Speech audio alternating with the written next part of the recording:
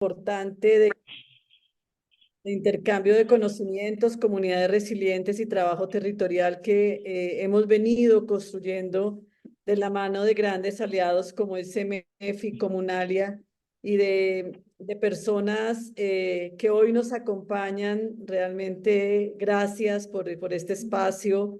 A Alicia, a Luis de la CEPAL, quienes van a iniciar este conversatorio, a Wins, a María Eugenia y a Elisa Trujillo, personas que realmente pues han venido comprometiéndose con este ejercicio que hemos querido construir de reflexión.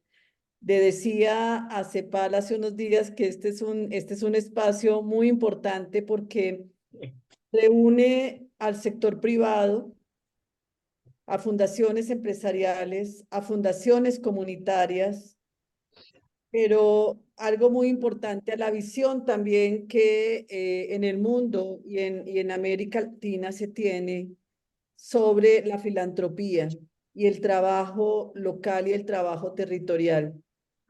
Definitivamente, y desde Red América creemos que no es posible hoy en la región y en el mundo eh, poner o tener posiciones externas, sino más desde lo territorial y lo local. Y en eso hemos venido construyendo desde hace 22 años un trabajo realmente muy importante y una reflexión sobre el desarrollo de base y las comunidades sostenibles.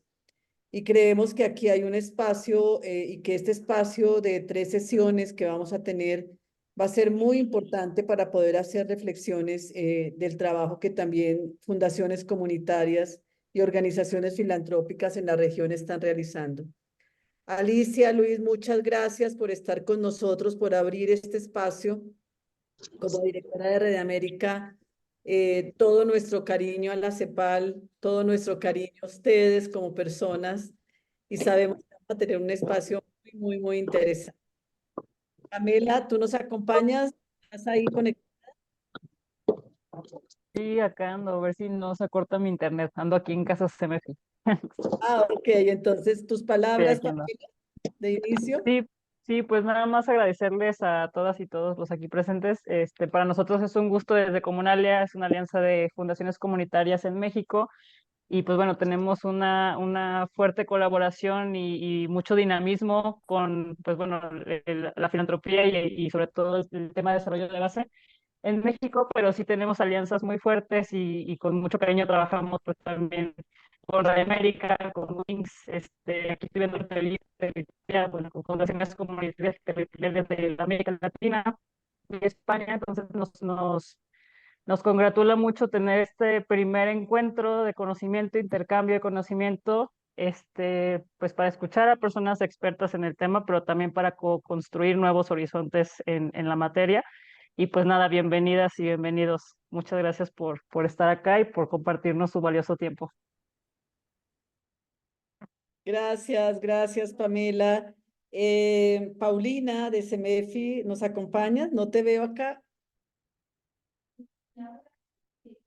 O tal vez no ha llegado Paulina, pero vamos a esperar. Entonces, con estos saludos, Alicia, Luis, todo el escenario es de ustedes. Vamos a hacer esta reflexión y vamos a dar un tiempo también para preguntas que me parecen muy valioso. Muchas gracias y adelante.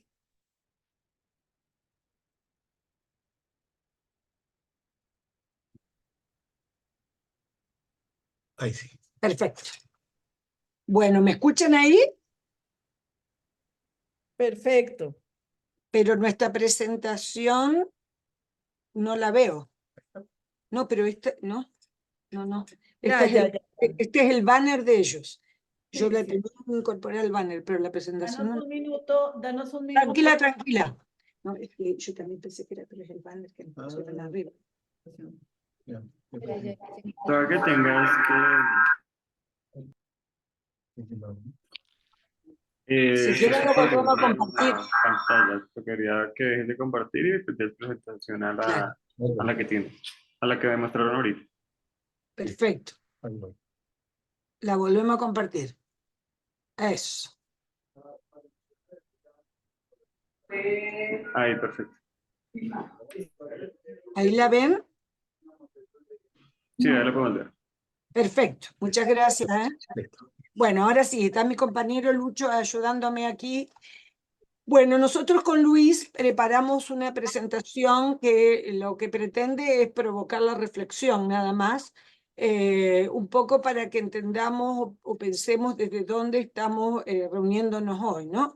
Entonces, una cosa que quería decirles es que después le vamos a mandar una versión final donde tenemos una bibliografía un poquito más amplia, pero ahí comparto un link que es un texto que nosotros escribimos en el año 2021 que se llama algo así como Instituciones Resilientes, y en donde está de alguna manera condensado en algunos capítulos esto que nosotros vamos a considerar. Sobre todo, que la publicación se llama Instituciones Resilientes, tiene un capítulo específico que habla de resiliencia territorial, que es un tema que nos está convocando aquí. Bueno, ese mismo documento tiene en un capítulo 1 una serie de aproximaciones conceptuales del concepto de resiliencia, que no se las voy a leer acá para no perder tiempo, que se las voy a dejar para compartir, pero de alguna manera el concepto tiene algunas variaciones en función de la disciplina que los aborda.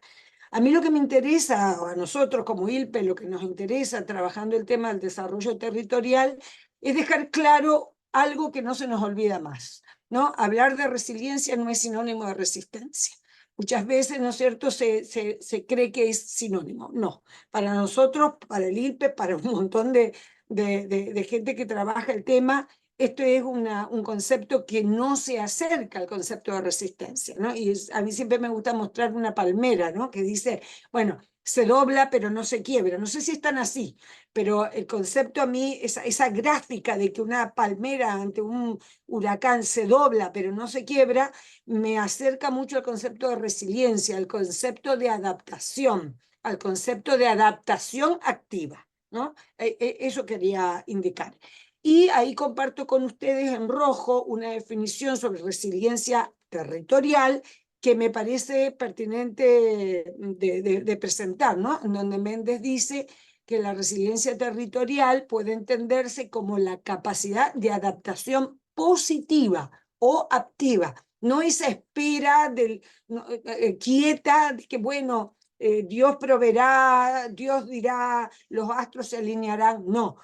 La resiliencia territorial se entiende como capacidad de adaptación positiva y activa que muestra en algunos lugares para enfrentar situaciones adversas que resultan de crisis originadas por procesos externos, pero reforzados por ciertas debilidades endógenas que les hicieron especialmente vulnerables, para resurgir fortalecidos a partir de una estrategia de transformación interna. Si se dan cuenta, en ese concepto, internamente dentro de ese concepto, uno puede identificar tres grandes líneas. Uno, amenazas hay en todos los rincones del planeta. O sea, si tenemos alguna certeza es de que los desastres cada vez son mayores por el calentamiento global.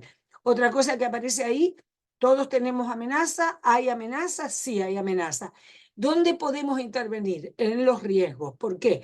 Porque la ecuación es, ante tal amenaza, ¿cuál es el nivel de vulnerabilidad que tiene la población? A menor vulnerabilidad, menor riesgo. A mayor vulnerabilidad, más pobreza, más ubicación geográfica en quebradas y demás, mayor riesgo tendremos. Entonces, la resiliencia territorial, vuelvo a decir, es la capacidad de adaptación positiva y activa a fenómenos adversos que nos aparecen. Y quiero compartir dos slides más para después dejarle la palabra a mi colega Luis. Hay una gráfica que está en ese documento con la que inicio yo la conversación, que es de un autor de apellido Bisner, un texto del año 2012, pero que me parece realmente interesante, porque él en una gráfica dice cuáles son las capacidades recurrentes que debe haber en una comunidad para que esa comunidad empiece a generar resiliencia, para no ver que la amenaza es una amenaza que nos va a destruir, sino también puede ser una oportunidad si tengo capacidad de adaptarme. Entonces, si uno mira ese gráfico, en el centro del gráfico dice, la comunidad debe contar con recursos políticos, económicos, sociales, humanos, físicos y naturales. Y ahí se va desagregando cada uno de ellos. Yo no voy a no voy a extenderme mucho, pero voy a tomar uno. Por ejemplo, si yo digo, la comunidad tiene que contar con recursos políticos, ¿a qué le llamamos recursos políticos? A la capacidad de tomar decisiones flexibles, a la capacidad de liderazgo, Luis va a hablar de eso después. O sea, en definitiva, el poder y la capacidad para la toma de decisiones muchas veces hace las diferencias. Lo hemos visto, pero absolutamente con la pandemia, donde aquellos lugares más recónditos, pero que tenían un liderazgo fuerte y algunos mecanismos de alianza, de comunidad colaborativa, pudieron sobrevivir mejor y abordar mejor el tema de la pandemia que otros, ¿no es cierto? Entonces, eso nos develó la importancia de lo territorial. Entonces, les comparto esa gráfica a manera de ejemplo y de espejo, para que ustedes digan, bueno, a ver, ¿cuántos de estos recursos tenemos? ¿Cuáles son las debilidades que tenemos? ¿No? Me parece que es una hoja de ruta interesante. Y en la última slide que quiero compartir es esta, que también me parece que puede servir de espejo, que es decir, bueno, yo estuve mirando, de acuerdo al gráfico de Wissner, que estas serían las capacidades con las que tengo que contar, pero a la vez, ¿cómo puedo medir la capacidad de resiliencia que tiene un territorio? Y entonces ahí ustedes tienen una dimensión, son un conjunto de dimensiones, pueden agregar otras, eso también tiene una fuente que es un documento de CEPAL, en donde consideramos la dimensión ecológica, la social, la económica, la institucional, la infraestructura, y una dimensión que a mí me parece bien interesante, ¿no? Y difícil de medir, que es lo que se llama, a mí no me gusta mucho la palabra competencia, ¿no? Pero bueno, en la bibliografía está así, competencia comunitaria. Podríamos hablar de, no sé, fortalezas comunitarias, ¿no? Entonces, y un conjunto de variables que nos pueden permitir a nosotros medirnos cómo estamos frente a tal cosa. Entonces, supónganse, si yo digo, bueno, a nivel de la dimensión ecológica, ¿qué superficie tenemos con pérdida de humedales? ¿Cuáles son las tasas de erosión que hay en el territorio? El porcentaje de superficie impermeable. Las características de la biodiversidad. Si se dan cuenta, cada dimensión exige una cierta especialización o experticia para poder responder a eso. Es cierto que las comunidades muchas veces no tienen esas capacidades instaladas, pero ahí está la capacidad de hacer alianzas, ¿no? Porque tal vez no pueda en una comunidad de 500 habitantes tener un experto que me calcule todo lo que es la dimensión ecológica, pero puede haber un municipio de mayor escala que me puede ayudar y proveer, aprender a conocer el territorio que tengo para ver qué puedo hacer con ese territorio que tengo. Y con esto le doy el paso a mi colega Luis, que va a retomar esta idea que le intenté plantear, la idea de adaptarme, de adaptarnos como comunidad frente a los desastres socionaturales que cada vez tenemos más presentes y ver, ¿no es cierto?, desde dónde a nivel humano podemos actuar en esto. Así que les presento a mi colega Luis Rifo, que va a continuar con la presentación. Bueno, cambio de actores, actrices. Buenos días, un gran gusto acompañarlos en este evento. Voy a complementar algunas de las ideas que planteó Alicia en torno a esta problemática en general de comunidades resilientes, desarrollo territorial y cómo enfrentamos los problemas actuales que nos aquejan. Para ello, primero quisiera compartir el concepto que usamos nosotros mucho con Alicia y en CEPAL, la idea de problema público. Lo público no debe entenderse como lo estatal, gubernamental, no es lo mismo. ¿Qué es lo que es un problema público? Es aquel problema, como definen Crosby y Bryson, un par de autores que usamos mucho nosotros con Alicia, es un problema que afecta a diversas partes interesadas, no puede ser resuelto solo por una organización, y aquí es lo más importante que queremos transmitir: los problemas públicos requieren amplias colaboraciones. Esto se vincula con este concepto de que vivimos en un mundo de poder compartido. Es decir, vivimos en un mundo muy conectado en red, donde los problemas son complejos y en que muchas personas, grupos y organizaciones tienen responsabilidades parciales para actuar sobre estos problemas públicos. Esto, en definitiva, nos conduce a que requerimos colaboración para enfrentar los problemas complejos que vivimos en el mundo actual. Y esto nos lleva entonces a la idea de la colaboración. Nosotros trabajamos con este concepto, esta definición, entendiendo la colaboración como la vinculación o el compartir información, recursos, actividades y capacidades por organizaciones de dos o más sectores para alcanzar de manera conjunta un resultado que no podría alcanzarse por organizaciones de un solo sector por separado. Para decirlo de forma más coloquial, nadie se salva solo. Aquí tenemos una necesidad de colaborar para enfrentar problemas complejos, para enfrentar problemas desde distintos grupos sociales, organizaciones e instituciones, y esa idea de la colaboración ha estado presente en la discusión actual en múltiples problemáticas, no solo cambio climático, riesgos de desastres, pobreza, violencia, seguridad, en fin. La colaboración aparece entonces como una necesidad para nuestra especie humana hoy día, para enfrentar los problemas que tenemos. Y aquí es importante destacar algunas ideas que vienen desde los campos de estudio de la biología, de la psicología evolutiva. Por ejemplo, este investigador y estudioso Michael Tomasello, que ha estudiado mucho la noción de colaboración entre los seres humanos. Y él plantea algo que es bien importante tener en cuenta en este mundo en donde muchas veces pareciera que la palabra o el concepto más relevante es competir. Tomasello dice que la colaboración es una actividad arraigada en los procesos evolutivos humanos.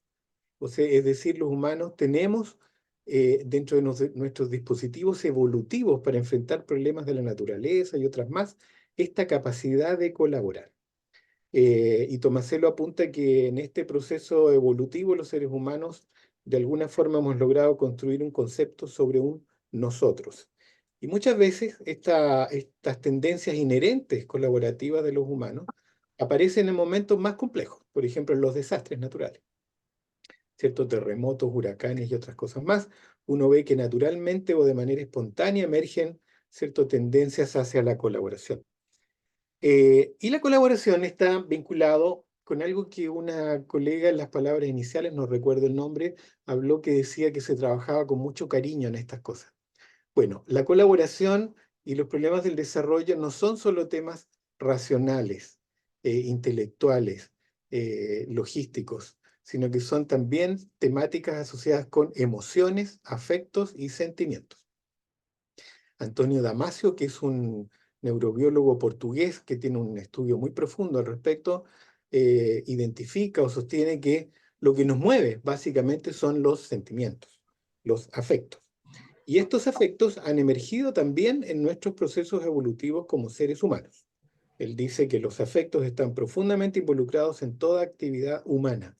Y esto es interesante también, sin que sea posible a veces diferenciarlos claramente de acciones cognitivas o racionales.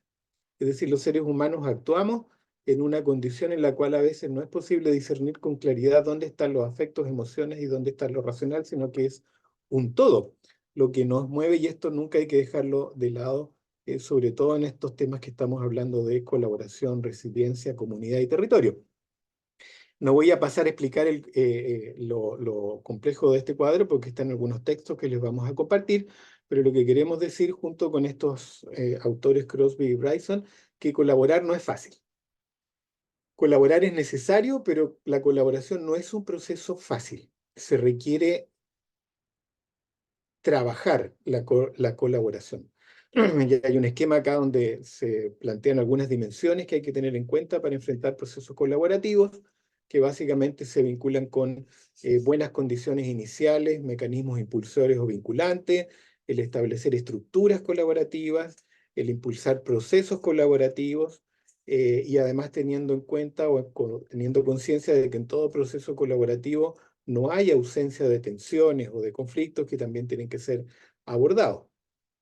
Pero de este esquema, que nosotros lo tenemos escrito y detallado en un texto con Alicia y nuestra directora Cielo Morales, quiero destacar lo que se destaca o se señala en el centro, el tema del liderazgo. Los liderazgos públicos colaborativos, como los abordamos con Alicia, son fundamentales para establecer procesos colaborativos. Y nosotros entendemos por liderazgos esta noción también que usamos de Crosby-Bryson, que nos parece muy operativa, muy sencilla, muy intuitiva. Liderazgo se refiere a la capacidad de inspirar y movilizar a personas para llevar a cabo acciones colectivas, y esta frase, la última parte es muy importante, en la búsqueda de bienes comunes. O sea, el liderazgo que a nosotros nos interesa o el que nos mueve, digamos, a trabajar, es aquel liderazgo que busca bienes comunes, que busca acciones comunes. Porque en materia de liderazgo uno puede encontrar liderazgo de todo tipo, a lo que a nosotros nos interesa es este en particular. Y el concepto de liderazgo que trabajamos y que queremos compartirles es un concepto que alude a 4 dimensiones. El liderazgo no es algo exclusivamente, como mucha literatura tradicional lo aborda, como un problema de atributos de personas, el carisma o las condiciones de un individuo o una persona en particular. Es parte, sí, de este concepto de liderazgo, pero también en la idea que nosotros trabajamos como liderazgo influye el contexto en el cual los liderazgos emergen como procesos, quiénes son los seguidores o las características de los seguidores o seguidoras del liderazgo, y cuál es el propósito que se busca con los procesos de liderazgo. Es decir, para nosotros el concepto de liderazgo es un proceso relacional, es un concepto que alude a procesos, es un concepto que alude a condiciones más complejas que solamente identificar, como decimos nosotros, ¿cierto?, en la literatura más tradicional, si la persona tiene carisma, tiene buena voz, tiene buena voluntad y no se refiere solo a atributos de un individuo o una persona. Y para terminar entonces con compartirles ideas o conceptos sobre la temática de la que aborda este evento, nosotros tenemos una aproximación también a la parte más operativa de cómo fortalecer procesos de liderazgo públicos colaborativos. Trabajamos en torno a 8 capacidades, también, repito, siempre tomando el concepto de Crosby-Bryson, sobre los que nosotros trabajamos, que para promover e impulsar liderazgos colaborativos productivos, liderazgos colaborativos que promuevan cambios y transformaciones, se requieren estas 8 capacidades que no las voy a detallar, están en el texto que vuelvo a repetir, se los vamos a compartir, pero básicamente un buen liderazgo colaborativo y buenos procesos de liderazgo requieren comprender bien el contexto, comprensión personal de cada una de las personas que están operando en los procesos de liderazgo, o sea, conocerse a sí mismo, conocer a otras personas, generar una buena construcción de una visión, construir buenos equipos de trabajo, diseñar y crear organizaciones efectivas, fortalecer y desarrollar capacidades políticas, pero no en el sentido de partidos políticos, sino capacidades políticas de aglutinar fuerzas, de aglutinar coaliciones de cambio, de agrupar aliados, alianzas. La séptima es muy importante para el mundo que estamos viviendo. Un buen liderazgo colaborativo requiere tener sólidas consideraciones éticas del trabajo que se realiza. Y por último, también tener buenas capacidades para gestionar políticas. Es decir, llevar a la práctica y concretar ideas que se busquen con liderazgos colaborativos que apunten hacia procesos de cambio. Eso sería en síntesis las ideas que queríamos compartir con Alicia y que estamos entonces atentos a comentarios, observaciones, reflexiones al respecto. Muchas gracias.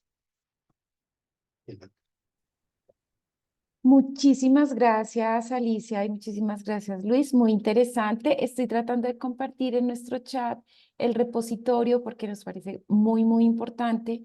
Entonces, para que, por favor, lo he puesto ahí varias veces. De todas formas, acá lo acabo de poner para que puedan ingresar. Hay unas publicaciones muy importantes de lo que nos acaban de hablar, pero además que pueda ahondar los temas y pues el acceso es libre y gratuito, entonces aprovechemos ese gran repositorio.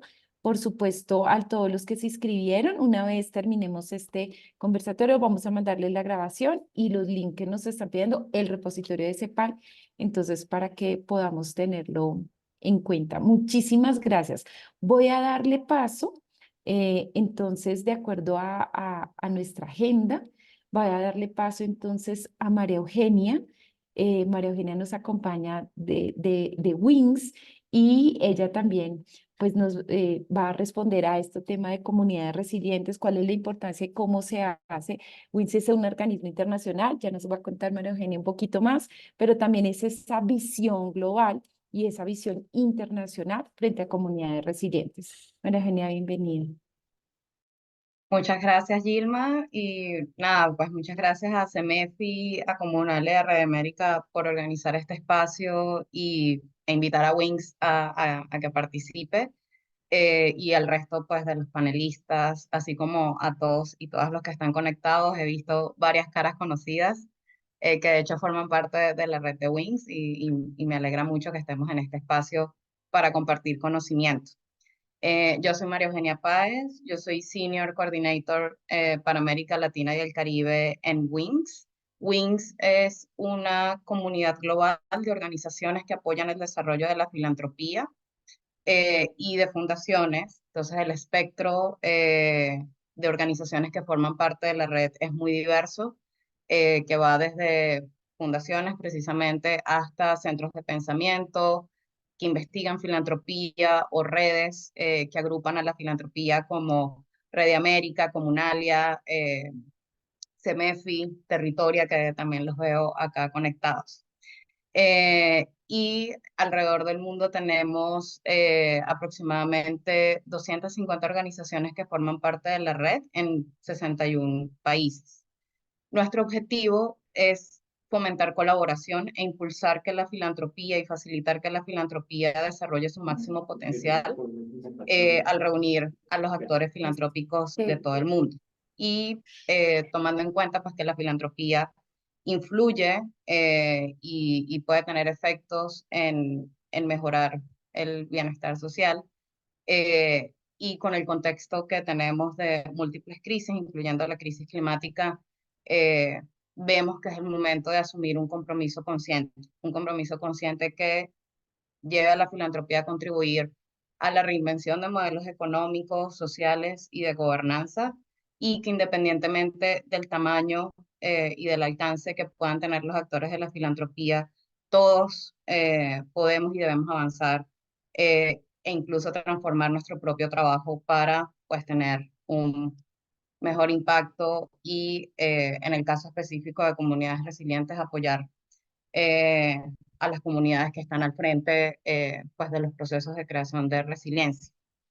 En el caso de la emergencia climática, pues para WINGS esto es un asunto de todos y un pilar de nuestro trabajo es precisamente influenciar normas y prácticas en el sector a través de la generación de conocimientos, de espacios de aprendizaje y por otro lado también creando movimientos globales como el movimiento de filantropía por el clima, que es un movimiento global. Este movimiento fue lanzado en el año 2021 con el objetivo de invitar a fundaciones a que tomen acción frente al cambio climático y que se vaya creando una comunidad de filantropía climática a nivel global. Y que esta integración de la perspectiva climática sea transversal a todas las actividades, ya sea desde gobernanza hasta grant making. Y desde su lanzamiento, más de 700 fundaciones se han comprometido a través de un compromiso internacional que es voluntario a tomar acción frente al cambio climático. Y en cuanto a o un aspecto muy relevante del compromiso de filantropía por el clima, es que independientemente de las acciones que vayas a tomar como fundación, el liderazgo de las comunidades que tradicionalmente están marginadas y que son las que generalmente están en el centro de los esfuerzos de creación de resiliencia y son las más vulnerables ante desastres y otros tipos de afectaciones por el cambio climático, pues estén nuevamente en el centro de cualquier solución que la filantropía vaya a apoyar. En el caso de la región, tenemos aliados del compromiso, como la Alianza Socioambiental de Fondos del Sur, que ellos reúnen fondos socioambientales independientes en varios países del sur global, y pues cada fondo o fundación que entra en el espectro de filantropía comunitaria opere de una forma local, gestione recursos de una forma local y respetando culturas locales, pero sobre todo con agendas locales y con soluciones lideradas desde lo local. Y por ejemplo, un fondo o una fundación que forma parte de la alianza es la Fundación Semilla en Bolivia, que ellos buscan promover una agenda socioambiental a largo plazo, trabajando con comunidades locales. Otro ejemplo en la región donde también vemos cómo distintos tipos de filantropía pueden contribuir o están contribuyendo a la resiliencia climática y a la construcción de comunidades resilientes.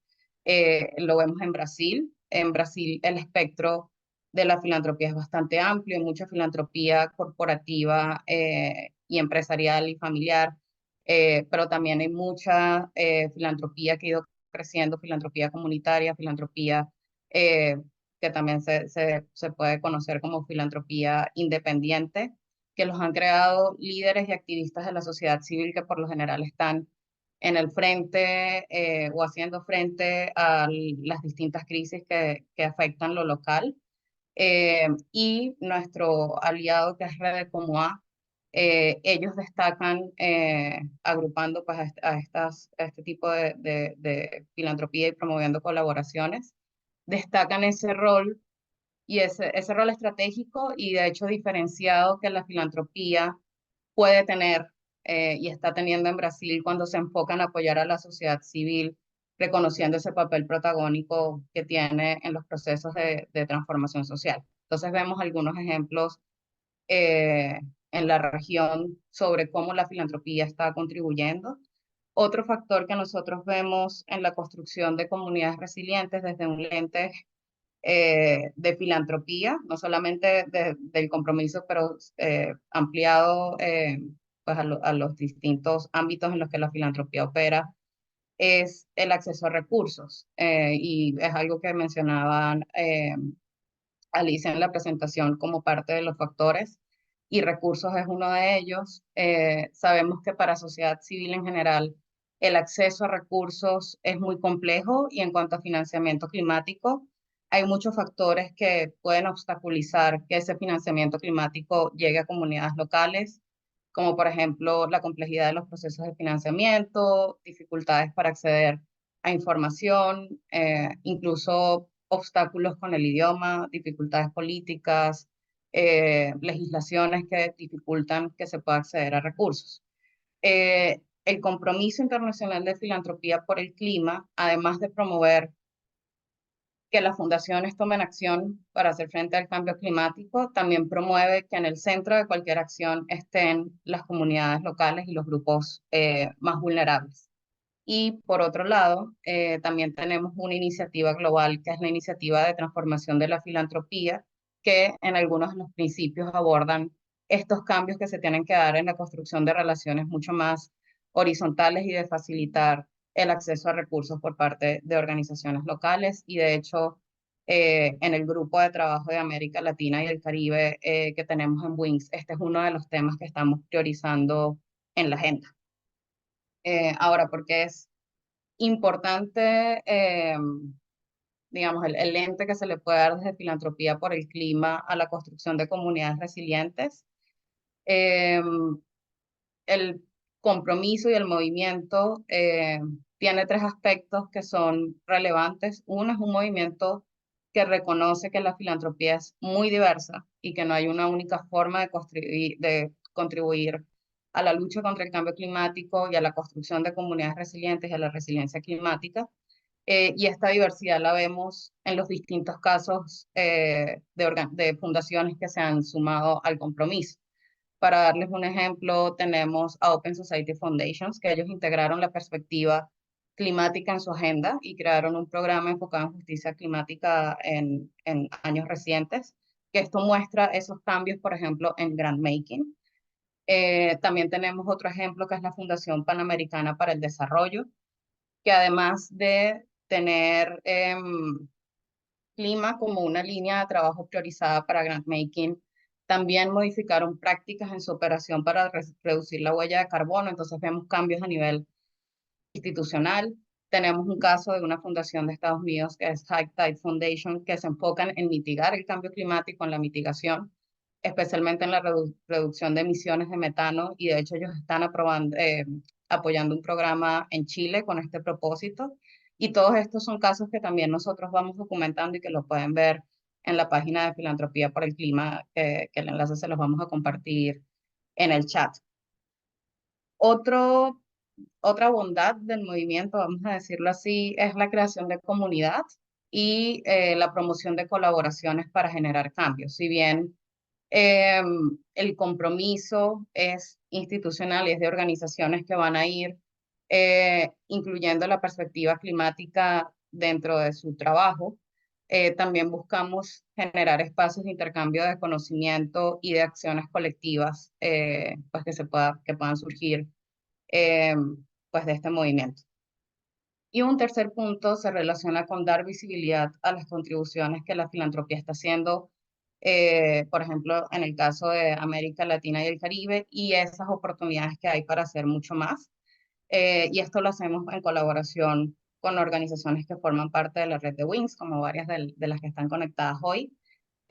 Por ejemplo, estamos apoyando diálogos entre fundaciones de Colombia, México y el Caribe para generar reflexiones que conduzcan a la acción. Vemos que en la región la filantropía está contribuyendo en algunos casos, con énfasis en resiliencia climática, sí se están haciendo contribuciones, pero pueden estar dispersas o no son tan visibles. Entonces parte de nuestro rol también es dar visibilidad y facilitar esos diálogos pues para generar un entendimiento y comenzar a identificar acciones concretas que se puedan hacer conjuntamente. Y esto ya lo conecto con el trabajo colaborativo, y algo que mencionaba Luis es que los problemas públicos no se pueden resolver solo, y efectivamente las crisis no se pueden resolver de forma aislada, y movimientos como Filantropía por el Clima, ya lo mencioné, que buscan generar acciones colectivas, no solo dentro de los que forman parte de la comunidad, sino también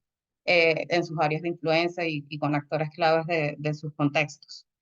Y además de Filantropía por el Clima, WINGS promueve alianzas multisectoriales y multiactor en plataformas globales y regionales. Y en este caso nosotros vemos que la filantropía no solo es clave para dar recursos, sino por su capacidad de ser puente entre diversos sectores. Y para darles un ejemplo, en 2023, en conjunto con organizaciones que forman parte de la red, estuvimos promoviendo conversaciones sobre colaboraciones entre filantropía y bancos públicos de desarrollo para financiamiento climático y para financiamiento de la Agenda 2030. Y además colaboramos en un paper sobre cómo comenzar estas colaboraciones entre dos sectores que usualmente no colaboran y que de hecho pueden ser desconocidos entre sí. Y con este ejemplo quisiera destacar, y ya para cerrar, que se están abriendo nuevas oportunidades de colaboración. De hecho, eso fue uno de los mensajes claves de UNGA, de la Asamblea General y de todos los eventos del año pasado de Naciones Unidas, y es que hace falta mucha más colaboración multisectorial y colaboración efectiva, que tiene todos los retos que nos mencionaba Luis en su presentación. Y dentro de este mundo de oportunidades de colaboración, la filantropía, además de movilizar recursos y ser un puente, también tiene el deber desde la perspectiva de WINGS de asegurar que las comunidades estén en el centro de cualquier mecanismo, de cualquier innovación multiactor que se presente, y pues de cualquier solución que se vaya a liderar o en el que la filantropía tenga una participación activa. Entonces, con este mensaje voy a cerrar por ahora, voy a parar y muchísimas gracias por su atención.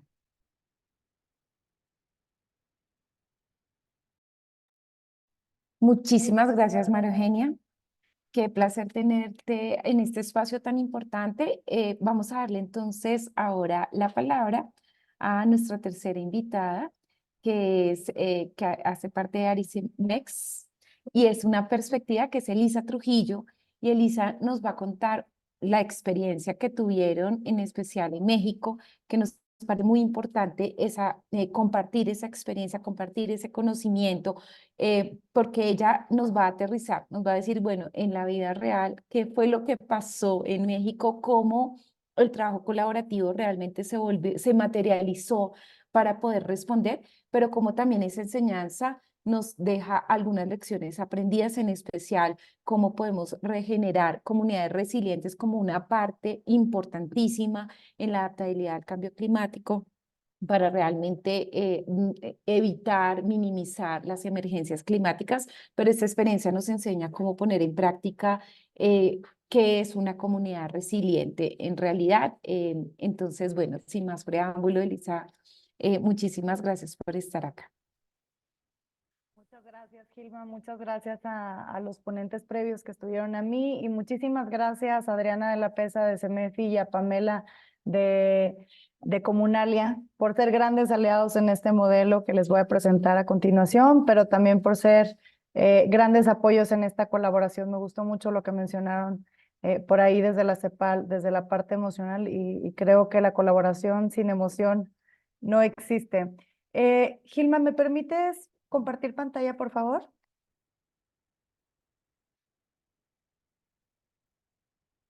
Gracias. Voy a intentarlo nuevo.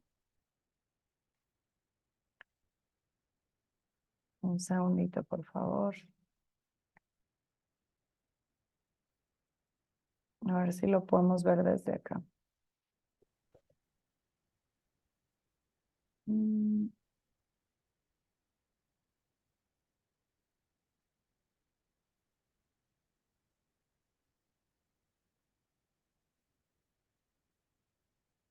Vale, esperemos unos segunditos mientras aparece, ya va en camino. Está un poquito lento por acá. Sí. Denme un segundito.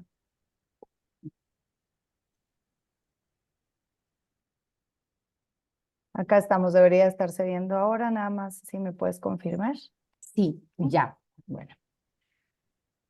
Buenísimo, pues como mencionaba Gilma, yo les voy a presentar un modelo donde hemos aplicado diversos conceptos técnicos, otros también partiendo, como decía la CEPAL, desde la parte de colaboración con mucho sentimiento y siempre bajo un firme propósito, que es el de crear comunidades resilientes a desastres. Siempre me gusta decirlo mucho con nombre y apellido, porque sabemos que la resiliencia es bastante amplia, pero nosotros lo vemos como esta capacidad de desarrollar una comunidad, como esta capacidad de no solamente volver a un estado natural, así como se ve a veces en resiliencia de materiales, sino esta capacidad de dar un brinco hacia enfrente, de poder adaptarnos y poder mejorar, las capacidades que tienen las comunidades de nuestro país y de nuestra región también con las que hemos estado colaborando.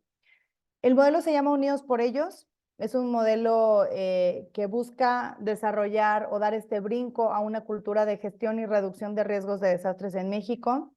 No es un modelo que se haya creado de manera espontánea, es un modelo que lleva más de 20 años y que en realidad lo que busca es generar esta pregunta de cómo se relaciona el desarrollo con los desastres.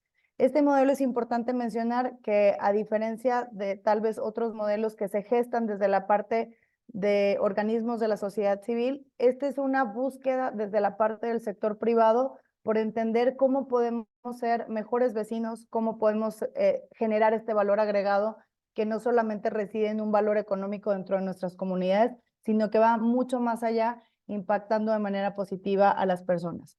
¿Y cómo nace esto? Bueno, sabemos que desde el sector privado se apoyan diferentes retos sociales que tenemos a nivel internacional.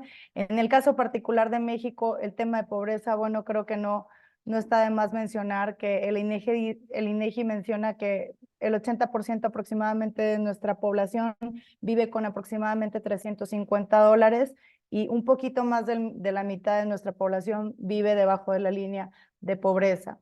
Temas de cambio climático que ya ni siquiera estamos refiriéndonos como cambio, sino como ebullición climática, cómo se están acelerando estos procesos que nos traen cada vez más fenómenos hidrometeorológicos de manera más frecuente y con mayor impacto. Y también mencionar que Naciones Unidas, en el caso de temas de fenómenos hidrometeorológicos, nos ha mencionado que no solamente hidrometeorológicos, más bien desastres por fenómenos naturales, derivados de fenómenos naturales, pero sí nos ha mencionado que para el 2050 estamos esperando que aproximadamente se vean reflejados en 1.5 desastres por día. Esto nos está acelerando también la necesidad de tener capacidades de adaptación a cambio climático dentro de nuestras comunidades. Ni qué mencionar que vivimos en una de las regiones más desiguales en el mundo, que tenemos diferentes retos a los que abonan también las causas que promueve o con las que se compromete el sector privado, no solamente en materia de salud física o salud mental, como lo hemos visto desde la pandemia, el tema de falta de educación, ¿no? Muchas empresas se comprometen a desarrollar escuelas para tener tasas de educación mucho más altas, pero pocas veces lo vemos con el lente de los desastres y bueno, una estadística también por ahí de Naciones Unidas donde se nos menciona que si los niños no vuelven a estudiar dentro de los primeros 4 meses después de un desastre, la tasa de deserción escolar se dispara. Violencia de género, a las mujeres nos pegan 14 veces más los desastres por los roles tradicionales que tenemos de cuidado y de cuidado de personas y de manejo o administración del hogar. Entonces, en este sentido, cuando las empresas empiezan a ver que sí están empujando muchas iniciativas en materia de diferentes retos sociales que tenemos, pero no están moviendo la aguja como quieren, porque le metemos mucha educación, pero resulta que llega un desastre y se lleva a todas las escuelitas y tenemos que reconstruir. Y en muchas ocasiones no lo vemos, como decía la CEPAL, como una oportunidad, si lo vemos como una tragedia y volvemos al estado normal, que eso es lo peor que nos puede pasar. En ese sentido, las empresas empezaron a cuestionarse qué podemos hacer para estar moviendo la aguja, porque estamos metiendo mucho esfuerzo, pero no se está yendo hacia desarrollo sostenible, se está yendo hacia reconstrucción. Y empezamos a analizar cómo las empresas evidentemente no pueden ser exitosas en sociedades débiles y no solamente es por una cuestión de filantropía, de ser buenas personas. Sí, sí somos buenas personas, sí estamos interesados por este valor agregado, sí estamos interesados por nuestras comunidades como parte del ecosistema de nuestros stakeholders, pero también el hacer buenos negocios es altamente redituable y es ahí donde empezamos a valorar cómo hay una interdependencia entre las empresas y la sociedad, cómo el bienestar de la sociedad abona a la competitividad de las empresas. Entonces, no solamente es una oportunidad, no solamente es una responsabilidad, también es cómo damos el brinco para pasar de un business as usual hacia un modelo de negocios más sostenible, más resiliente y a largo plazo, ¿no? Es así como con esta lógica detrás, en Senacet desde el 2002 empezamos bajo 3 firmes propósitos: salvar vidas humanas, evitar el sufrimiento humano ante desastres y la construcción de comunidades resilientes. Es una historia muy bonita, no voy a entrar en detalles para no extenderme, pero quienes conocen, porque vi que aquí hay gente de Veracruz que estaban poniendo ahí en el chat, quienes conocen en México tenemos 2 grandes televisoras, Televisa y TV Azteca, y por ahí del 2002 estaban buscando una causa que nos uniera a todos como mexicanos. Y es así como nace Senacet, en un inicio como Unidos por Ellos, y como hemos ido trabajando de manera primero voluntaria, a partir del 2012 ya formalmente como una asociación civil que es Senacet, Centro Nacional de Apoyo a Contingencias Epidemiológicas y Desastres, AC. Y durante estos años de trabajo hemos movilizado, aquí tienen un poquito de numeralia en la pantalla, no entro en detalle igual por tiempo, pero hemos movilizado más de 220 millones de pesos entre organismos pertenecientes al sector privado y organismos de la sociedad civil. ¿Cómo trabajamos? A partir del 2023 nos dimos cuenta que trabajábamos con diferentes redes, que algunas de ellas se asemejaban en los objetivos que teníamos y fue como decidimos generar un solo modelo de gestión de riesgo de desastres para México. Es un modelo de coordinación multisectorial donde trabajamos no con una, no con dos, con 4 oficinas de Naciones Unidas. También trabajamos o impulsamos con ellos que haya una transversalidad, independientemente de la causa que tengan, como en el caso de UNICEF puede ser niños, niñas y adolescentes, o en el PNUD que sea temas de desarrollo, OCHA, asistencia humanitaria, pero siempre trabajamos con ellos de manera transversal en temas de resiliencia. El modelo está impulsado por Senacet. Senacet, digamos que es el holding de este modelo, y vamos en coordinación con el Gobierno de México a través de 2 organismos principales. Por una parte, su organismo operativo, que es la Coordinación Nacional de Protección Civil, quienes se desplazan directamente en alguna emergencia o quienes hacen las estrategias también de prevención o para estar mejor preparados ante cualquier fenómeno que se pueda presentar en el país. Y por otro lado, el CENAPRED, que es el órgano técnico científico, quienes están monitoreando, quienes desarrollan todas las herramientas o inclusive políticas públicas a nivel nacional. Y este modelo tenemos, digamos, de manera, lo tenemos en 2 niveles. En la parte más estratégica, que es toda la parte de asistencia técnica, estrategias, fondos, etcétera, nos apoyamos o nos apalancamos de 2 organismos de Naciones Unidas a los que pertenecemos. Si tuviésemos, sabemos, para quienes son muy especialistas técnicos, sabemos que la gestión no se puede ver de manera lineal, ¿no? Es algo más cíclico, y hablamos de gestión prospectiva, gestión compensatoria, gestión de distintas gestiones dentro de la misma GRD. Pero si lo queremos simplificar mucho y ponerlo de manera lineal, lo vamos a ver como el antes, durante y después de nuestro desastre. Para toda la parte del antes, nos aliamos con ARISE. ARISE es una red de Naciones Unidas que se lanza en el 2015 a nivel global, que está con presencia en más de 40 países, estructurada en 29 redes nacionales y regionales, en algunos casos como el Caribe, Centroamérica o las islas del Pacífico, y tenemos 400 miembros. ARISE trabaja con reducción de riesgo y con un enfoque para pasar de la respuesta a la prevención. ¿Por qué? Porque pensamos que nada puede detener más el desarrollo de una comunidad que los desastres. Así como les mencioné algunas estadísticas de temas de educación, de género, de pobreza, que el Banco Mundial dice que cada año 20 millones de personas caen en situación de pobreza por desastres solamente. Bueno, también tenemos estadísticas que han hecho una relación entre los costos que tienen los desastres con el retraso que tenemos como desarrollo como país. Entonces, por cada punto porcentual de PIB que se paga por desastres, creo que tenemos un micrófono abierto por ahí, perdón, si me apoyan. Vamos a crear una nueva carpeta. Dependiendo de lo que les pidan. Pame, no sé si me puedan Ya está cerrado. apoyar. Muchas gracias. Por cada punto porcentual que se invierte para recuperar o que nos cuesta un desastre, por cada punto porcentual nos atrasamos 10 años como país. Imagínense cómo nos llega a las comunidades. Entonces, todo el foco de nosotros, particularmente en la red de ARISE, pero también en nuestro modelo, va para generar una cultura de reducción de riesgos de desastres que se enfoque en lo preventivo y en estar mejor preparados.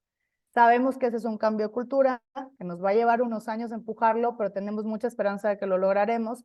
Y en el Inter, para todos los desastres que se están presentando con esta ebullición climática, nos aliamos con otra red de Naciones Unidas que se llama Connecting Business Initiative.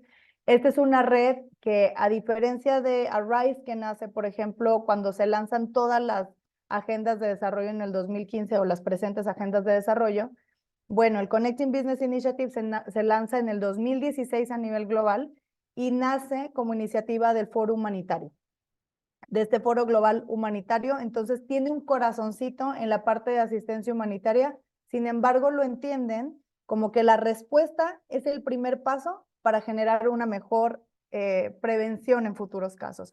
Son nuestras lecciones aprendidas que nos permiten desarrollar esta capacidad de resiliencia como comunidades. Y lo que mejor debemos hacer es, primero, reconstruir mejor este principio del Building Back Better que viene en el marco de Sendai, pero por otro lado también desarrollar estas capacidades que en teoría nos deberían de permitir no volver a pasar por esa crisis, por lo menos si tuviera la misma configuración. El Connecting Business Initiative lo trabaja en el antes, durante y después. Nosotros en el caso de México lo trabajamos desde el durante y el después, o sea, toda la parte de respuesta y reconstrucción. Somos 275,000 empresas a nivel global, estamos en 13 países, también estructurados en 14 redes porque volvemos a tener una red regional que es la de las Islas del Pacífico, y es una red que va mucho más hacia el tema de la operación. A diferencia de RAISE, que es más estrategias a mediano y largo plazo y que hacemos temas de resiliencia per se, con prevención, el Connecting Business Initiative es mucho más operativo.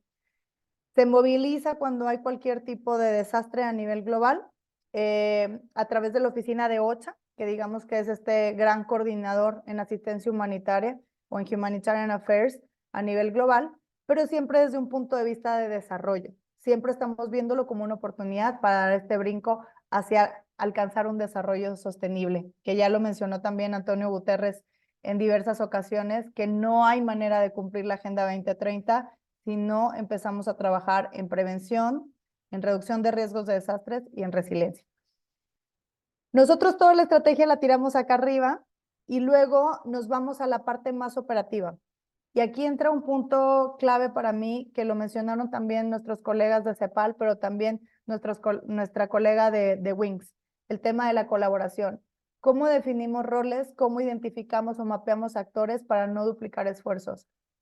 Yo creo que hay un tema en la colaboración, y venía ahí dentro de la lista de los puntos que mencionaban, que es la confianza, pero también el reconocimiento. En Unidos por Ellos no queremos duplicar esfuerzos, reconocemos los actores que ya están trabajando en el ecosistema a nivel México y que lo hacen perfectamente bien.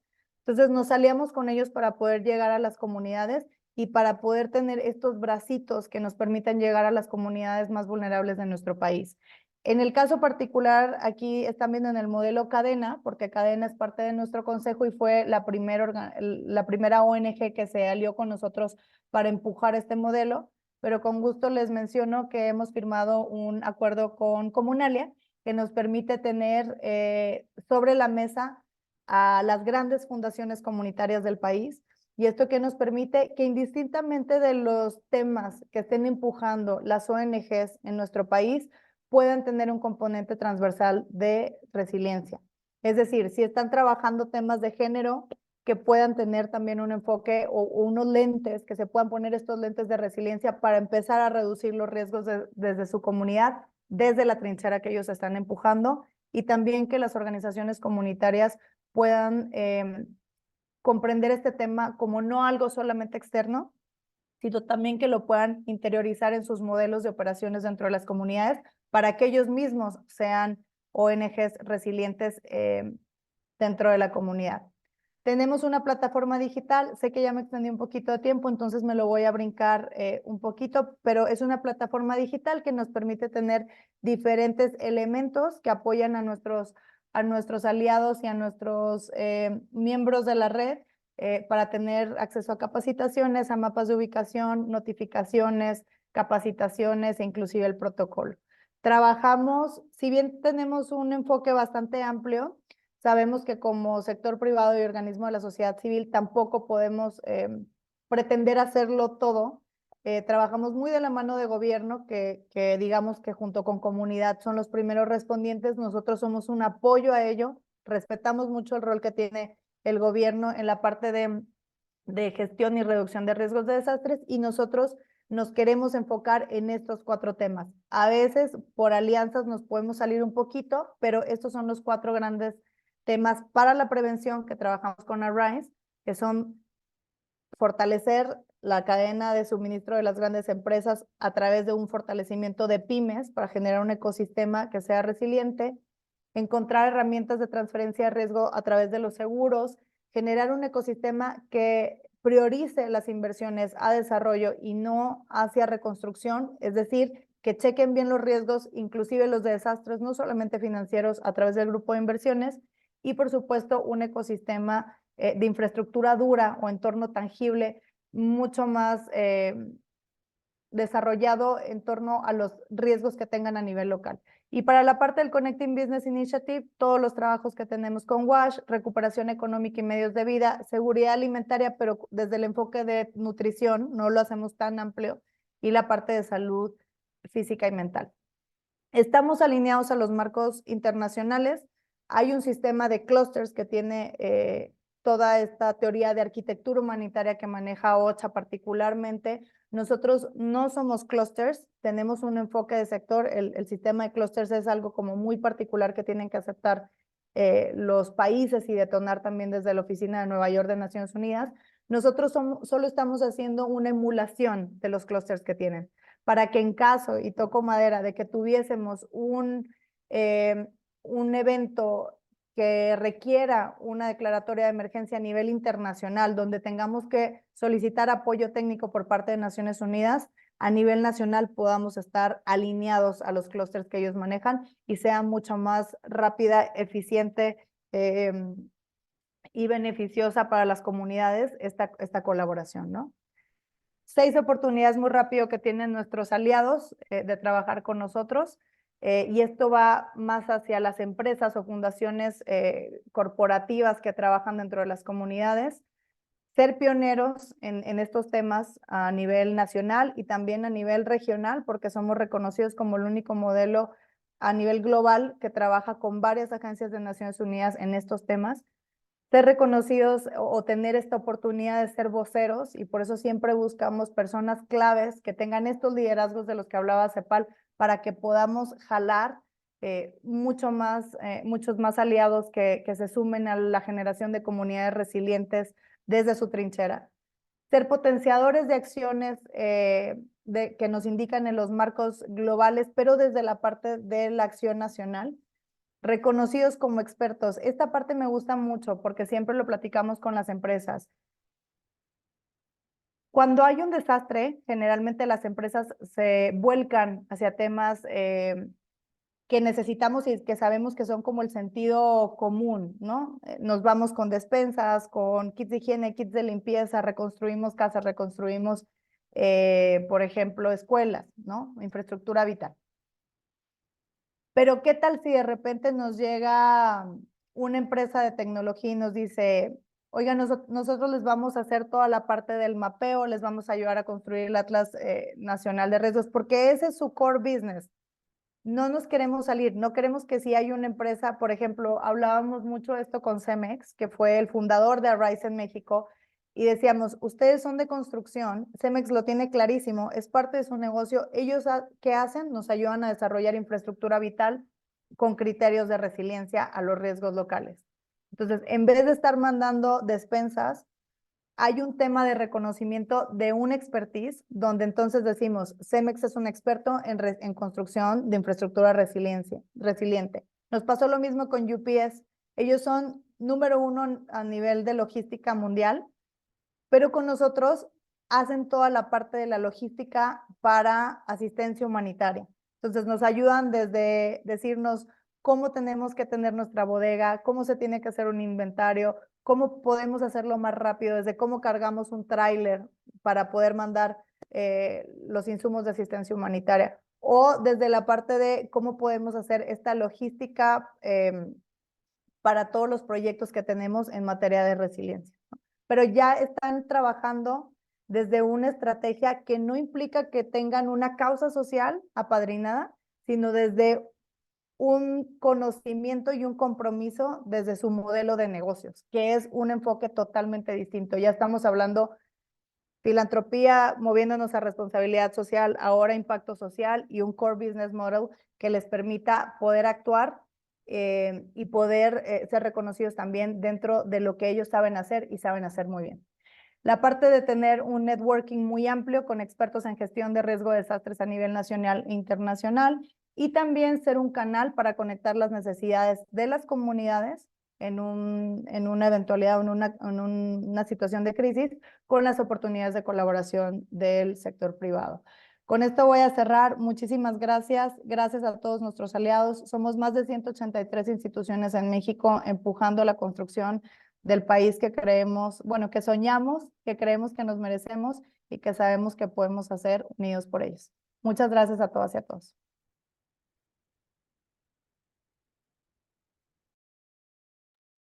Muchas gracias para ti, Elisa. Muy interesante todo lo que nos dices y como ustedes se pueden dar cuenta, teníamos ese hilo, ¿no? Unos lineamientos estratégicos a nivel internacional de CEPAL, regional de CEPAL. Luego nos acompaña WINS también como con ese propósito, cómo empieza a articular el trabajo. Pero creo que este cierre es también muy importante y es sumamente importante porque la experiencia es cómo se pone ya de manifiesto el trabajo colaborativo. Propósito de este encuentro es justamente eso, es buscar un propósito común en este ecosistema en el que tenemos un tema de inversión social privada que además se debe hablar con el sector público, con las organizaciones de base, con las comunidades. Entonces, ¿cómo logramos articular ese trabajo? ¿Cómo escalamos? ¿Cómo potenciamos esa inversión social privada? ¿Cómo realmente logramos tener unos impactos?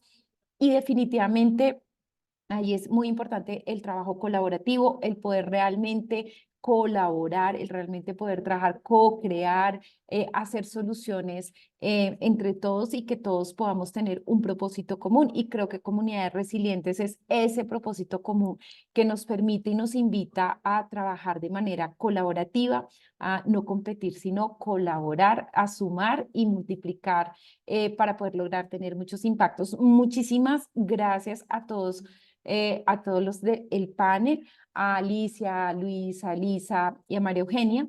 Y voy a dar entonces apertura a las preguntas. Seguro tienen muchas preguntas todos nuestros participantes, entonces voy a mirar acá quienes alzan la mano para poderles dar la palabra y que puedan preguntar. Perfecto.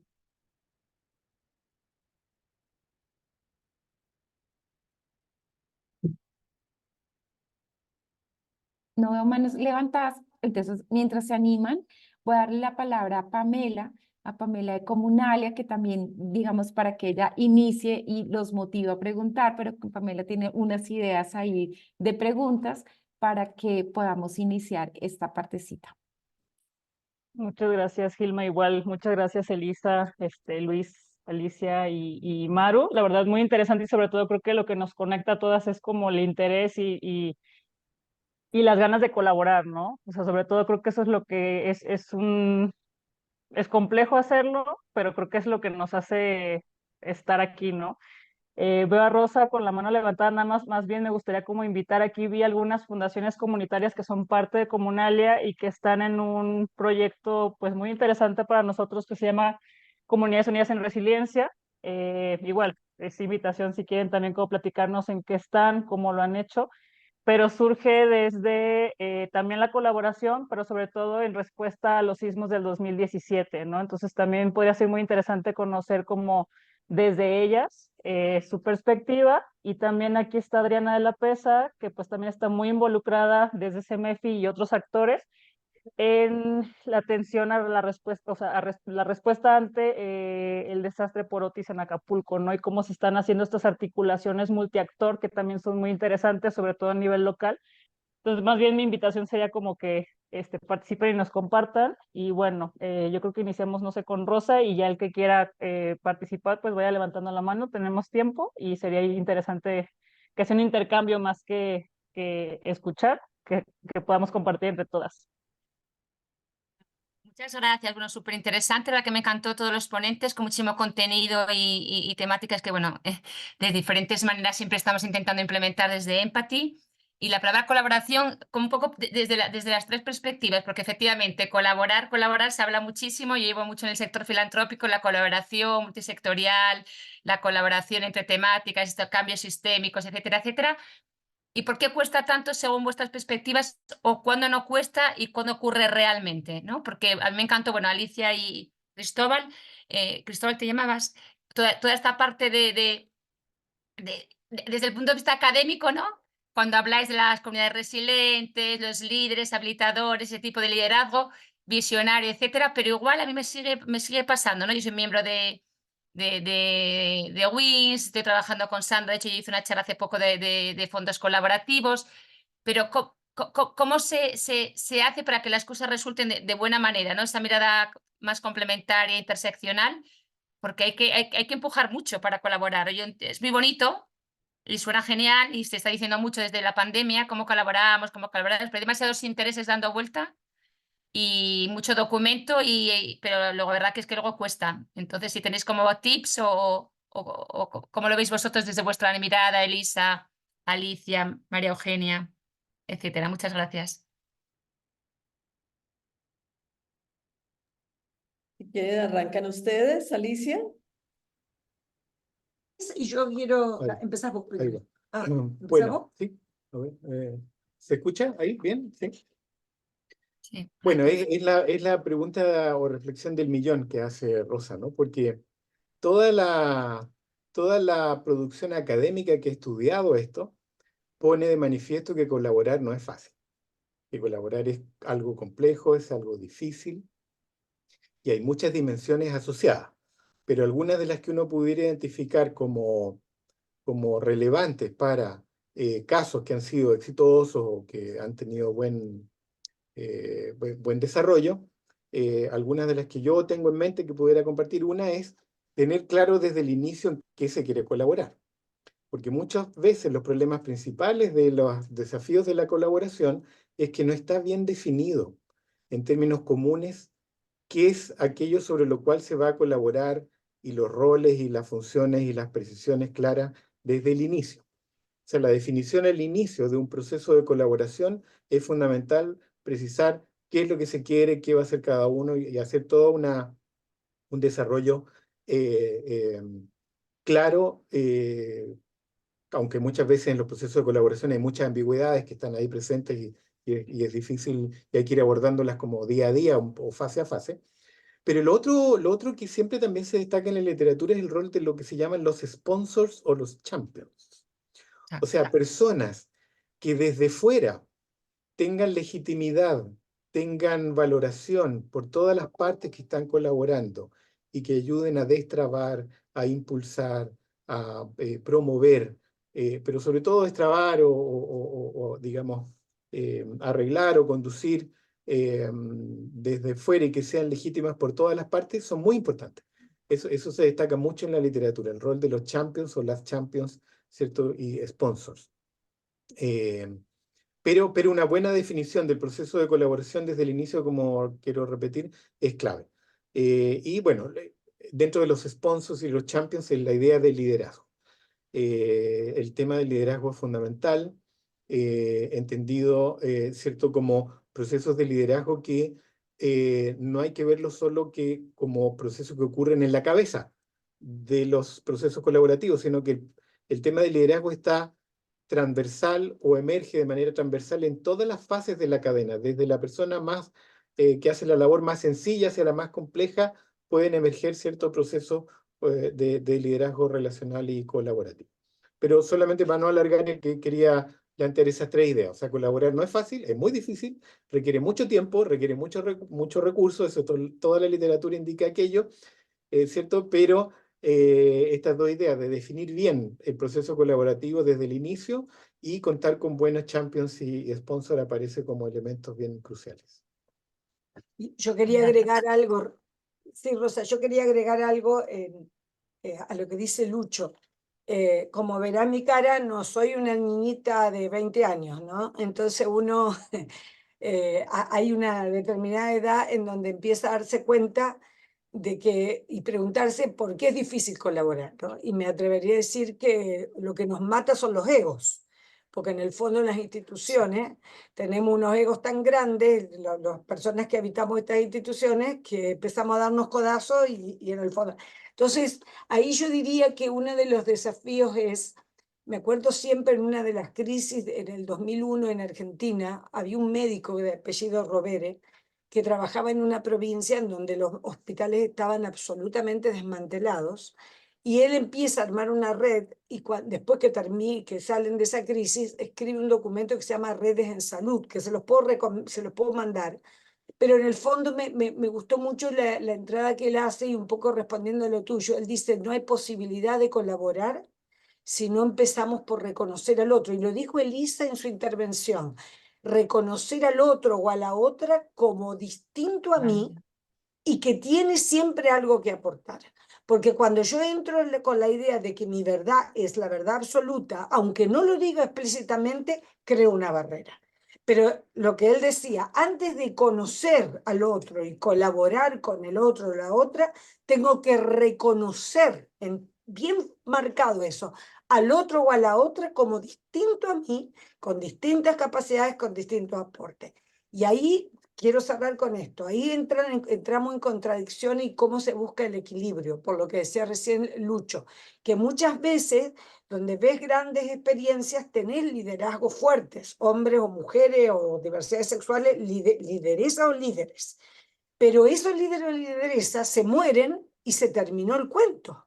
Entonces, ¿de qué manera, cómo equilibramos eso de manera tal que esa gente que pareciera de otro mundo, ¿no?, que está despojada del ego y demás, pueda derramar esa práctica, ese tema emocional, ese tema de los afectos, de lo que hablaba Luis, para que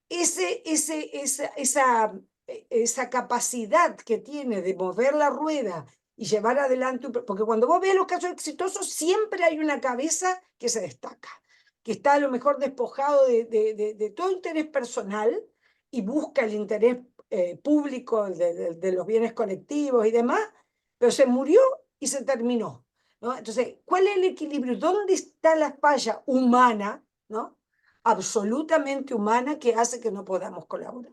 Lo digo porque obviamente no tenemos respuestas, tenemos algunas pinceladas y cosas que vamos buscando.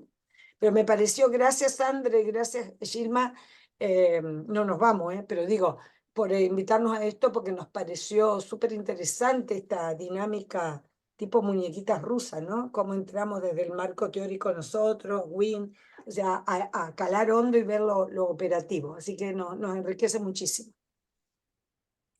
Gracias. Muchísimas gracias.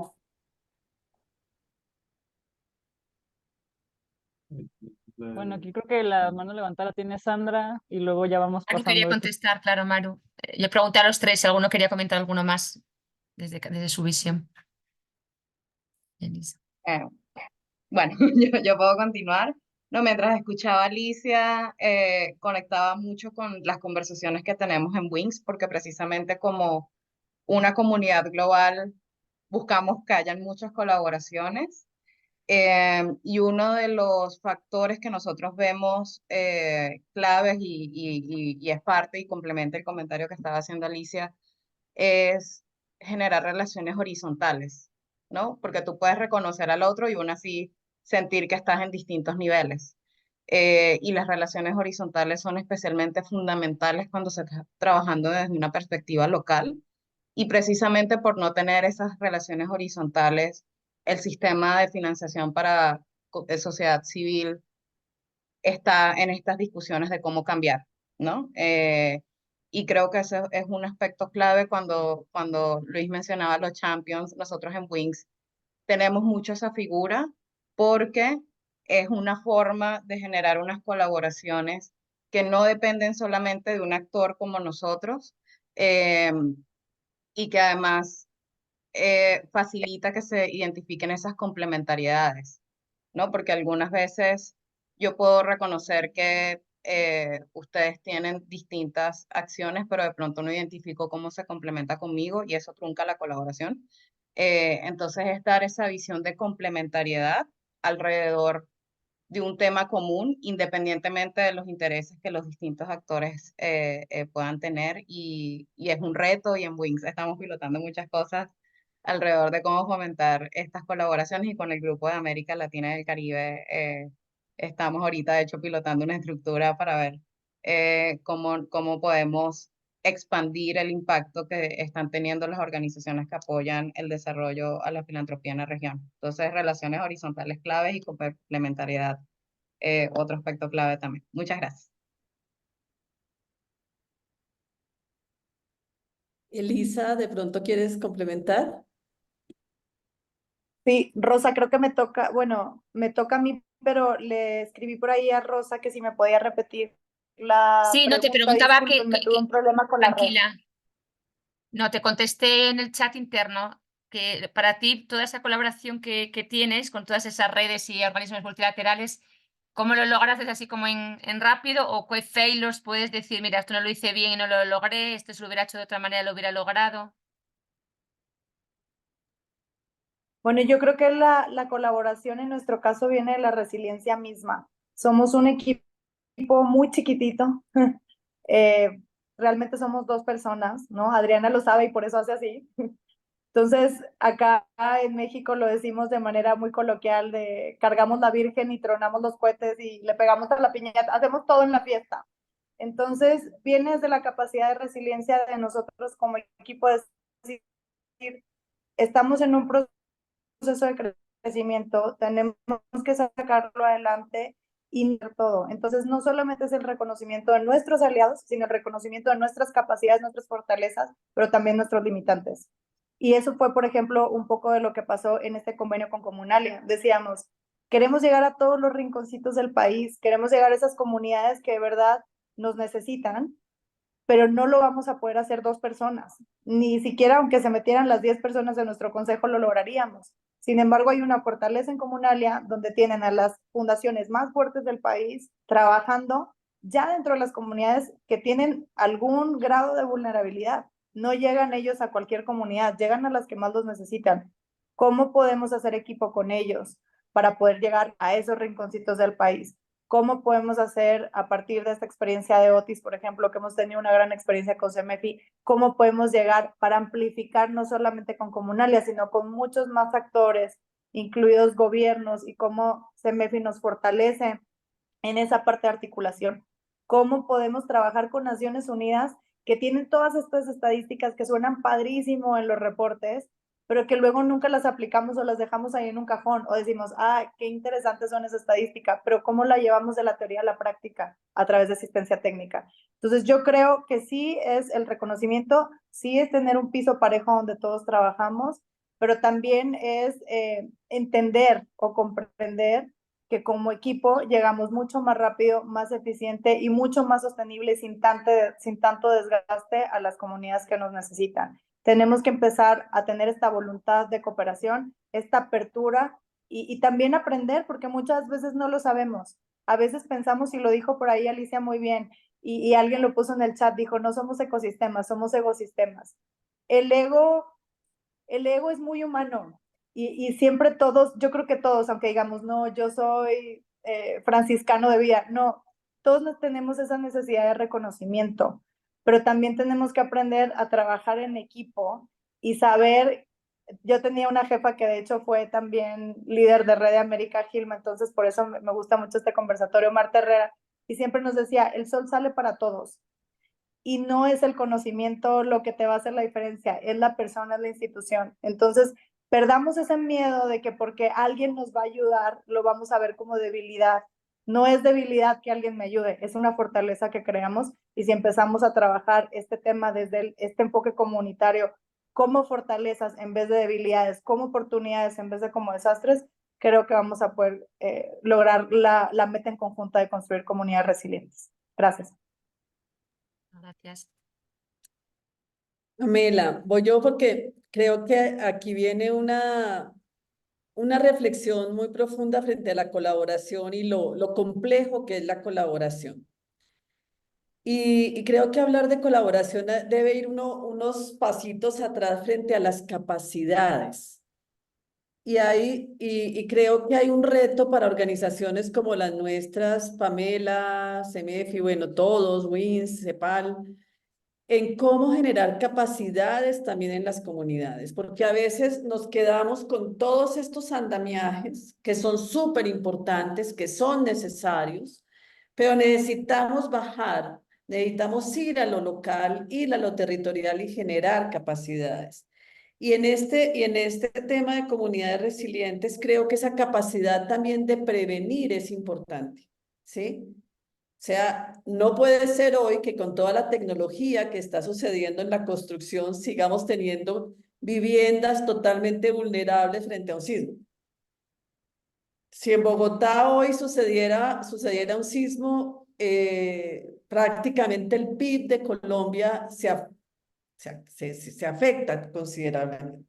Están tan mal construidas las viviendas que vamos a tener esa situación. Entonces, todo ese tema de las capacidades en la comunidad es un poco la invitación que tenemos, y cuando lo hablábamos con Comunalia, con CEMEFI, decíamos, ¿cómo podemos desde el sector filantrópico, desde los gobiernos, desde entidades como CEPAL, que da línea frente a la política pública, y de fundaciones empresariales o del sector empresarial, poder hacer ejercicios en donde le vemos capacidades también de las comunidades y los diferentes actores frente a este tema, que ya tú bien lo decías, Elisa, ya no es algo opcional, es algo que nos está sucediendo y que cada día va a ser mucho más relevante para la sociedad. Entonces, un poco frente a eso, la invitación también a cómo continuamos. Este es un primer ejercicio, pero cómo continuamos en el tema de las capacidades. No sé, Alicia o Luis o Lucho, cómo lo vean, y obviamente Elisa y María Eugenia.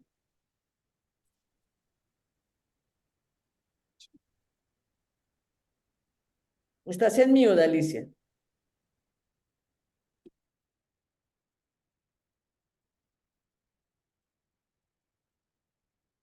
Se nos había perdido la imagen. Justamente le estaba diciendo a Luis que estábamos entrando al repositorio porque en la presentación que hicimos no tenemos una bibliografía que me parece importante, que les vamos a compartir ahora en el chat. Nosotros hace 2 años atrás empezamos a ver, CEPAL tiene larga trayectoria en temas de evaluar desastres, o sea, digamos, la última etapa, donde ya el desastre ocurrió, ¿cuánto cuesta el desastre? Eso, CEPAL tiene escuela hecha sí, esa, y no hay discusión. Pero nosotros desde lo territorial, porque es a lo que nos dedicamos con Luis, con un equipo también pequeñito, Elisa, no de 2, pero un poquito más de 2, y trabajamos el tema de desarrollo territorial. Hace 2 o 3 años empezamos a pensar, hay tantas guías para gestión de riesgo de desastre, pero claro, uno las mira y las ve súper interesantes, pero decíamos, ¿cómo acercamos eso a la comunidad más recóndita? Entonces armamos, escribimos, y de verdad que lo digo muy humildemente, porque no es que sea la guía, pero nos parece que es una guía escrita en clave de lo que vos decís, Sandra. ¿Cómo haces en una comunidad de 500 personas, en una comunidad de 4.000 personas, donde el gobierno municipal, si es que existe, puede, aunque sea, empezar a pensar en mirar su territorio en clave de riesgos? Porque acá las amenazas las conocemos todas. Lo que hay que aprender y escudriñar e investigar es qué riesgo tiene mi territorio, ¿no? En esa ecuación amenaza y vulnerabilidad. Y cómo descubrir los riesgos no es cosa fácil, pero hay elementos, hay instrumentos, y no tenés que tener un sistema de información territorial súper sofisticado o un software para que uno pueda acercarse a su propio territorio y ver qué riesgos tiene. Entonces les vamos a compartir esa guía, porque lo que hemos hecho hasta ahora, después que la tenemos publicada, esa guía es producto de 4 guías que nosotros pensamos que eran las que nos podían dar elementos. Una guía que construyó Perú hace muchos años, la guía que utiliza Cuba, ¿no? Sabemos que Cuba es un país pionero en temas de prevención es pionero. Tuvimos acceso a una guía, la guía que utiliza Japón en sus comunidades. Ustedes saben que Japón, en su relación 80-20, el 80% de las soluciones vienen de las comunidades, aunque tiene un aparato estatal poderoso y demás, pero el 80% de la respuesta vienen de sus comunidades a los desastres, y ellos sí que tienen desastres, ¿no? En este cinturón de fuego del Pacífico. Y la otra guía, la otra, digamos, contribución fue la de Chile, que es otro país que es muy desastroso, por decir así. Entonces, es una guía pequeña, chiquita, cortita, que nosotros hicimos, pero que es como el ABC para cualquier comunidad pequeñita que quiera empezar a pensar desde su territorio cuáles son los riesgos que tiene. Entonces, yo estoy de acuerdo contigo, Sandra, de que las capacidades son fundamentales en materia de prevención, porque lo dijo Elisa y lo dijo la compañera de WIN también. Todos sabemos hoy que cuesta mucho más reconstruir, no me acuerdo bien la cifra, o sea, el porcentaje, pero cuesta mucho más reconstruir que prevenir. Lo que pasa es que es un tema cultural, ¿no? En donde la prevención no es el fuerte que tenemos en la región de América Latina y el Caribe, como sí lo es, por ejemplo, en países como Japón, en donde la prevención es fundamental, ¿no? Eso puedo decir. Alicia, gracias. Voy a darle la palabra a Adriana, que tiene la mano levantada hace rato, y luego para escuchar luego a María Peral y luego a Georgina, que han levantado la mano. Muchas gracias y gracias a todas y todos por este encuentro, este espacio. Sin duda estamos viviendo un momento histórico muy complejo. Yo soy Adriana de la Pesa, estoy trabajando en CEMEFI hace como 2 años que ya me integré al equipo. Sin embargo, los últimos 20 años he estado trabajando en comunidades rurales. Y sin duda coincido muchísimo con lo que han vertido todos nuestros panelistas el día de hoy y las preguntas que nos hace Rosa son bien importantes, ¿no? En particular, el trabajo que hemos venido desarrollando con Senaced, desde el huracán Ágata, bueno, previo a eso, ¿no? Como que se empezó a fortalecer. Y una de las cuestiones cuando pregunta Rosa cuáles son los retos, y sí es mantenerse al frente con todo en contra, ¿no? Porque no es solamente la falta de financiamiento para operar a una respuesta de emergencia, cuando sucede un fenómeno natural, que ni siquiera está en tus planes todavía, ni siquiera en nuestra planeación estratégica de organizaciones lo tenemos como un tema, como un presupuesto que deberíamos de considerar por si acaso sucede algo, ¿no? O reflexionar sobre si tendríamos que tener un endowment colectivo para este asunto de emergencias que incluso nos esté ayudando muchísimo a generar ingresos que nos permitan responder de primera mano. Entonces, dentro de lo que nos ha sucedido con Otis en este evento el 25 de octubre, creo que para México ha sido otro suceso, además de los temblores que hemos tenido, de la respuesta humanitaria, pero sin duda, y aquí Elisa está para confirmarlo, no estábamos preparados para responder más allá de 2 o 3 semanas de asistencia humanitaria a la emergencia. Y la realidad es que llevamos ya 7 meses trabajando en un esfuerzo que también la propia inercia y colectividad de la gente nos hace estar aquí, ¿no? Hoy tenemos 11 mesas de trabajo intersectorial que van desde salud y saneamiento, como lo presentó Elisa, educación, reconstrucción, paz, ¿no? Paz, y porque esto genera una pobreza de la que ya habló Elisa, impresionante. No es, o sea, es de su conocimiento que hubo una rapiña gigante ante pues el riesgo que sentía la gente de perderlo todo, ¿no? Aquí la pregunta es realmente cuál era el desastre, si el desastre era el huracán Otis o el desastre es la pobreza, la desigualdad, la violencia permanente, que es crítica y emergente todo el tiempo. El problema es que como ciudadanos solamente reaccionamos ante un fenómeno. Ahí hay que estudiar y me parece muy interesante porque ahorita justamente pasando por Otis, que Otis en términos de la Mesa Intersectorial de Medio Ambiente y Resiliencia al Cambio Climático, que nada más en esa mesa participan 50 actores. Es complejísima la conversación, el diálogo para tener reuniones semanales de 1 hora y media con 50 actores, que todos somos apasionados, que todos estamos preocupados y esta estructura, esta guía de cómo ir planteando, y coincido mucho con lo que decían los colegas de la CEPAL, estos objetivos. La permanencia de la mesa ha sido un factor fundamental para el éxito de lo que llevamos, es decir, el estar reunidos todas las semanas, 50 organizaciones distintas desde noviembre, encontrando el espacio y lidiando con las frustraciones institucionales de cada una de ellas, es decir, falta de financiamiento, falta de personal, falta de tiempo, pero sin duda ha generado una cohesión y una confianza que esta mesa en México, por lo pronto, ya se mira con perspectivas de permanencia para poder responder de manera más rápida ante otros eventos, ¿no? Entonces, sí recordar que el desastre es permanente, el desastre que vivimos en México como en Latinoamérica, pues es esto que no se ha atendido, es la corrupción. Uno de los grandes temas del desastre tan impactante en Acapulco es que no se tenía ordenamiento territorial actualizado desde 1980, con lo que se dio una serie de permisos para que se instalara una forma de desarrollo, pues que también la ciudadanía prefirió, ¿no? Aquí ni siquiera es criticar modelos económicos, sino también lo que ya se decidió cómo vivir.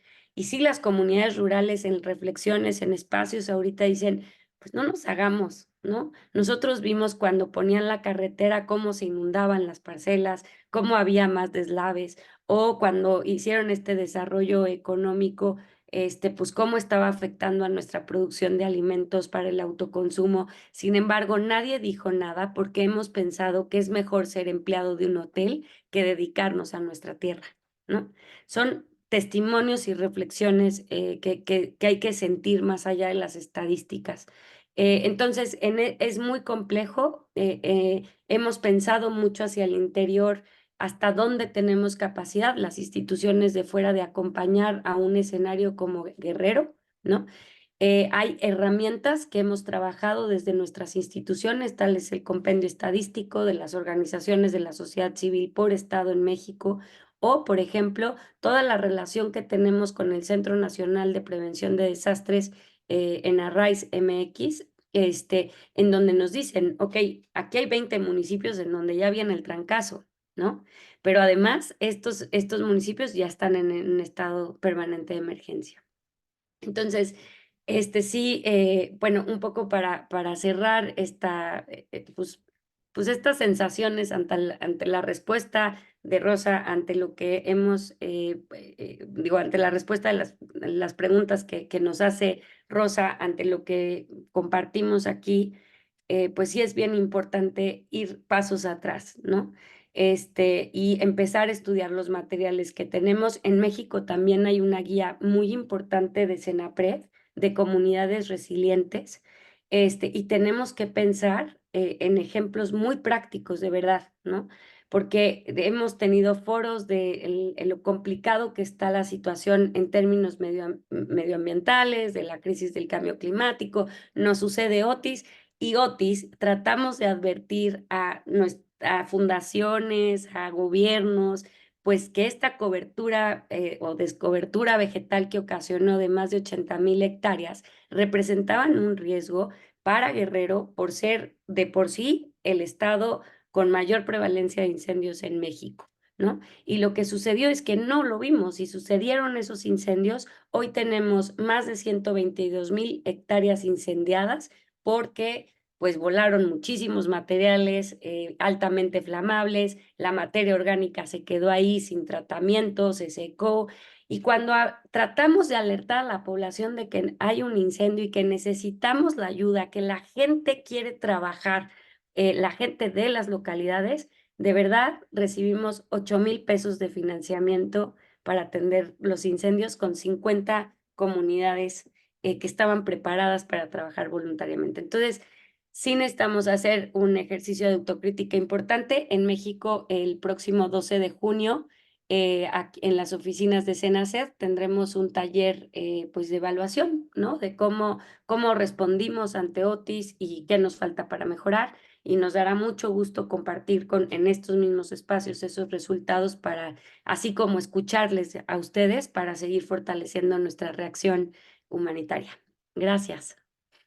Gracias, Adriana. Vamos a darle la palabra entonces a María Peral y a Georgina. Yo sé que María Eugenia ya se tiene que estar retirando, ya se nos empiezan a acabar los minutos, pero que no me quiero despedir sin escucharles. Muchas gracias. Buenos días. Sí, nosotros estamos trabajando desde la comunidad y desde la comunidad tenemos la perspectiva del diálogo de saberes. Todo lo que ustedes han comentado acerca de la complementariedad, la horizontalidad, el reconocer al otro, para nosotros es muy importante porque cuando nos hemos tratado de acercar a diferentes actores, si no se dan estas condiciones, este diálogo de saberes se dificulta bastante y es parte de la complejidad de la colaboración.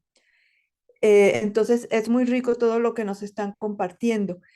También quisiera saber si sería posible que cuando nos envíen este correo, también nos envíen algún contacto para poder comunicarnos con estas plataformas, porque como les digo, desde las comunidades también experimentamos las dificultades para poder acceder al contacto con actores empresariales, con fundaciones, hasta con actores gubernamentales a veces.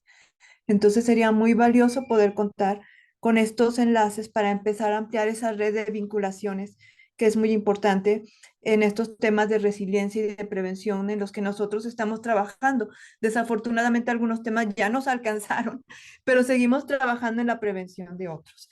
Es lo que les quería comentar y muchas gracias por este encuentro que ha sido de verdad enriquecedor. Gracias, María. ¿De qué lugar nos hablas, María? Estoy hablando desde Puebla. Trabajamos en un área natural protegida. Somos comunidades del Parque Nacional La Malinche. Ahí estamos asentados. Gracias. Gracias. Vale, Georgina. María, vamos a enviar en el correo, por supuesto, la información suficiente para que se puedan poner en contacto. Y Georgina, no sé si salió. Bueno, vale. Creo que salió. Entonces, Pamela, te voy a dar para que nos ayudes con unas palabras para cerrar invitar a la siguiente sesión, que pues como ya decíamos, esto es como un abrebocas, vamos a tener una siguiente sesión y la idea es poder tener esta comunidad de aprendizaje sobre comunidades resilientes.